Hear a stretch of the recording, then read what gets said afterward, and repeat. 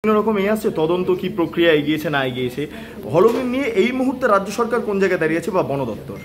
দেখুন, আমরা বন দপ্তরের তরফ থেকে আমরা অবশ্যই এটা সবারই সেন্টিমেন্ট, অবশ্যই আমাদের তো আরও বেশি সেন্টিমেন্ট হওয়া দরকার। কারণ আমার বনকর্মী যারা এখানে আগলে রাখতো তাদের তো সবারই মন খারাপ। আমরাও চাই, মন থেকে চাই যে হলং বাংলোটা আবার নতুন করে সেজে উঠুক।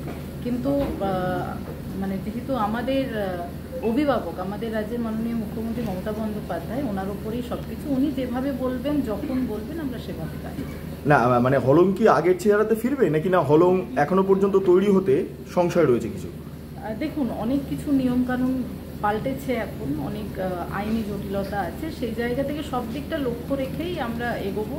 এবং আবারও বলছি যে সিএম ম্যাডাম যেভাবে আমাদের ইনস্ট্রাকশন দেবেন আমরা সেভাবে কাজ করব। শেষ প্রশ্ন, সেটা হলো যে আপনারা তদন্ত করতে গেছেন বা করতে গেছেন, তখন দেখছেন যে হলংয়ে এই যে অনলাইনে থাকার ব্যবস্থা, এটারই একটা বেআইনিভাবে একটা বিষয় সামনে উঠে আসছিল।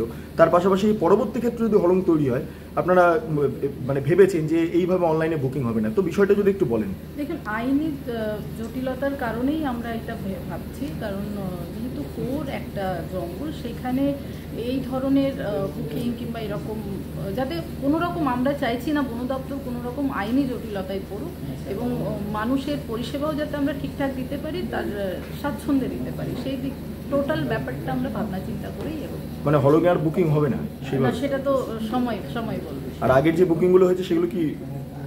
দেখুন, সেটা নিয়ে বলবো না, কারণ আইনের অনেক রকম মার প্যাচ আছে, সেই প্যাচের মধ্যে জড়াতে চাইছি না। সব দিকটা নজর রেখে আমরা এগোতে